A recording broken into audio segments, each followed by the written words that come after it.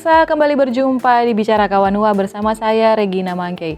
Pemirsa, belakangan ini kasus perundungan atau bullying makin marak di tengah siswa, baik itu siswa sekolah dasar maupun sekolah menengah. Nah, sebenarnya apa yang menjadi latar belakang para siswa melakukan perundungan? Kita akan membahasnya dari sisi psikologis maupun dari sisi ilmu filsafat bersama para narasumber saya yang sudah hadir kali ini. Yang pertama ada Sir Valentino Lumowa selaku dosen filsafat dari Unika de La Salle. Halo, Sir. Senang ketemu kembali, Regina. Iya, terima kasih. Setia Corona TV. Dan selanjutnya sudah terhubung juga melalui sambungan virtual ada Ibu Praisi Sibi selaku ilmuwan psikologi. Halo, Ibu Praisi. Halo, salam sehat. Ya, salam sehat untuk kita semua ya. Nah, kita akan membahas mengenai kasus bullying atau perundungan yang belakangan ini banyak sekali terjadi ya di Kota Manado dan sekitarnya, di bagian selatan Sulawesi Utara juga, di bagian Minahasa Selatan, di Minahasa Tenggara ada beberapa kasus, bahkan sudah P21 ya baru-baru ini. Nah, melihat fenomena yang terjadi sebenarnya apa penyebab dari kasus bullying ini? Apakah pengaruh cepatnya perkembangan teknologi sehingga mereka bisa melihat contoh-contoh kasus yang terjadi di luar negeri misalnya, atau karena pengaruh sosial media atau pengaruh lingkungan atau apa? Saya ingin ke Ibu Praisi mungkin ya terlebih dahulu. Iya, kalau dilihat dari ilmu psikologi, bullying itu adalah sesuatu tindakan yang berbahaya namun tidak kelihatan secara kasat mata. Nah, jenis bullying paling berbahaya karena kita tidak bisa cukup awas mendeteksi bahwa ini bullying atau tidak sampai saat ini. Namun banyak sekali edukasi terhadap masyarakat di mana kalau misalnya jenis kekerasan seperti makian gitu terhadap teman atau terhadap keluarga itu adalah jenis bullying sampai menyakiti hati seseorang, sampai membuat seseorang itu merasa nothing, saya bukan siapa-siapa lagi gitu. Contoh bullying yang sering tidak terdeteksi yaitu mengatakan seseorang itu kok gemukan ya, badannya kok agak melar, agak lebar. Itu juga sesuatu kategori bullying secara verbal. Nah, kalau kategori juga contoh bullying secara fisik itu sangat kelihatan. Misalnya dipukul atau misalnya dicubit gitu. Atau misalnya terjadi penggebukan oleh beberapa pihak. Itu juga beberapa contoh dari bullying. Dampak dari bullying ini cukup panjang untuk diterapi karena memang sakitnya itu tidak kelihatan ada di dalam gitu. Ada beberapa kali banyak korban bullying itu tidak paham dan mengakibatkan mereka merubah perilaku mereka menjadi yang mungkin kalau di usia anak dia ceria gitu awalnya.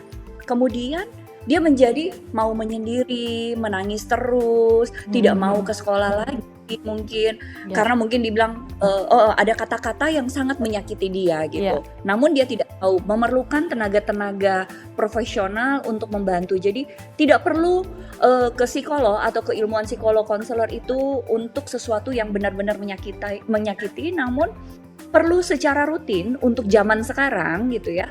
Untuk secara rutin untuk bertemu dengan profesional untuk sharing supaya ada yang namanya touch up ya. Kayak misalnya contoh manusia itu ke tempat kebugaran, kan dia tidak sakit, kan dia tidak harus gendut, berbadan besar atau volume lemaknya banyak baru dia harus ke tempat gimnastik.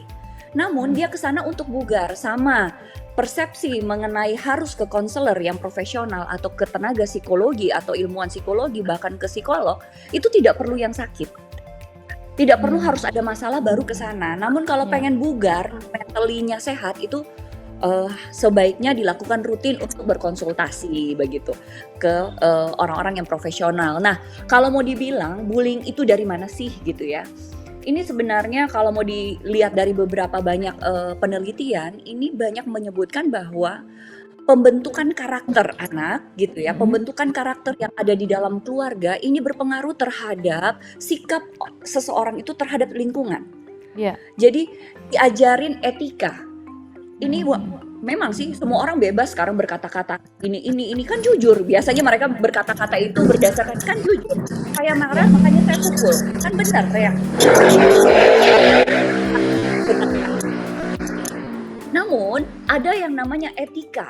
Etika itu pada saat saya mengucapkan kata-kata ini, apakah orang itu tersakiti? Ya, menarik sekali ya Ada tadi pada Ibu saat Presi. Ibu Presi tadi katakan iya, bahwa bullying ini sebenarnya bentuk apa ya, kekerasan namun tidak kelihatan ya Bu. Sakitnya juga tidak kelihatan begitu. Kalau tadi dikatakan seperti kata-kata bilang kayaknya tambah gemuk deh, itu masuk bullying juga. Nah, kalau seperti itu berarti bahkan orang-orang terdekat kita juga bisa masuk kategori melakukan bullying begitu Bu. iya, tapi mereka tidak pahami. Jadi gini, sebenarnya konsep berkomunikasi tidak hanya melihat dari figur bentuk badan. Nah, ini juga salah satu penelitian saya. Ya. Kenapa banyak sekali perempuan ya, Sulawesi Utara yang selalu katanya kalau kita keluar dari zona sulut dan kita masuk ke nasional gitu, ke lingkungan nasional bahkan internasional, selalu mengatakan kok yang dipersiapkan itu penampilan toh, kenapa nggak disiapin dalam gitu, ya kan? Ya. Banyak yang berkata seperti itu. Kemudian saya terinspirasi pengen sekali melakukan penelitian terkait Karena itu. biasanya Memang perempuan banyak. sulut dari kecil terbiasa dinilai dari penampilan kayaknya. Nah, karena selalu yang diomongin adalah fisik. Fisik, ya. Aduh, mesti cantik-cantik kok, bamoy-moy kok. Gitu udah dari zaman dulu. Ada kelebihannya, ada kekurangannya. Kalau Ya. kelebihan di zaman dulu memang kelihatan rapi. Perempuan Sulawesi Utara itu kalau keluar rumah memang so cantik, so pakai semengken katanya begitu ya. So sisir rambut, terus so melakukan maksudnya terkesan rapi dan siap untuk perform gitu ya. Keluar walaupun ke pasar katanya tetap cantik. Banyak orang yang bilang seperti itu gitu. Ya. Itu karena kerapian dan kebersihan. Itu positifnya. Namun negatifnya untuk anak-anak sekarang tidak dijelaskan mengenai proses tersebut. Misalnya keluar rumah, bersih-bersih, rapi-rapi, namun itu hanya salah satu faktor supaya ketemu orang-orang nyaman. Ya. Namun ada hal juga yang penting di balik itu semua. Mengisi pendidikan formal, menyelesaikan pendidikan formal, ada etika-etikanya. Jika sudah dewasa mau berhubungan dengan orang lain, pastikan lawan jenis yang mempunyai hubungan dekat itu tidak mempunyai status apa-apa. Misalnya bukan pacar orang, bukan suami orang, bukan istri orang, itu dipastikan. Nah, itu adalah norma etika yang memang tidak tertulis, tidak ada di hukum. Namun itu adalah etika. Jika itu bergeser, itu akan menjadi bullying. Cantik-cantik supaya banyak orang suka. Cantik-cantik supaya banyak doi tuh orang-orang tuh bapak-bapak kaya suka. Nah, itu yang terjadi di ruang konseling. Pendidikan orang tua yang seperti itu yang langsung prek supaya sejahtera, supaya banyak doi, supaya mesti cantik-cantik. Modal utama adalah cantik-cantik. Nah, dengan berbagai macam cara si anak-anak ini melakukan keinginan orang tua, komunikasi orang tua untuk bikin jadi seperti itu. Dampaknya adalah bullying. Nah, kalau misalnya keinginan orang tua itu tidak dipenuhi. Oke, baik. Saya beralih ke Sir Valentino yang juga sekaligus sebagai dosen tentunya banyak bertemu ya dengan para mahasiswa ya di kampus tentunya. Sir, kalau melihat perilaku anak-anak zaman sekarang sangat identik atau sering terjadi bullying di tengah lingkungan sekolah, lingkungan kuliah, itu kalau dari sisi filsafat itu apa sih penyebabnya? Tadi sudah dijelaskan sedikit dari Ibu Presi.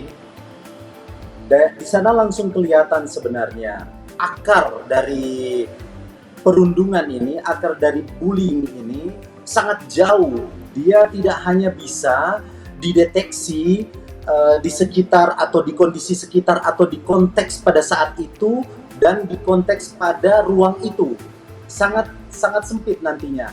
Dia harus diundur ke belakang sampai menyentuh sejarah kehidupan dari sang individu tersebut. Baik pelaku bully pun sang terbully. Mengapa demikian? Karena dalam beberapa penelitian juga memang sudah diinsinuasikan, sudah diindikasikan bahwa ternyata sang pembuli sudah menetapkan target. Itu berarti bahwa ada beberapa kategori yang diterima secara umum dalam konteks sang pembuli yang bisa dijadikan target dari proses perundungan itu. Nah, berarti ada beberapa kategori ini yang sebenarnya sudah terbina dari pendidikan keluarga. Demikian juga sang pembuli. Dia mempunyai karakteristik-karakteristik yang sama, misalnya sifat agresif, ingin senantiasa menang, seperti senantiasa nyaman berada dalam konteks menjadi sang pemegang kekuasaan. Baik, Sehingga tahan di dia situ dulu, senantiasa Sir Valen. Ya, silakan. Kita akan break sejenak ya. Jadi sebenarnya apakah betul-betul lingkungan keluarga jadi penyebab anak-anak atau pelaku bullying ini melakukan bullying atau perundungan? Kita akan bahas setelah yang satu ini. Tetap bersama kami di Bicara Kawanua.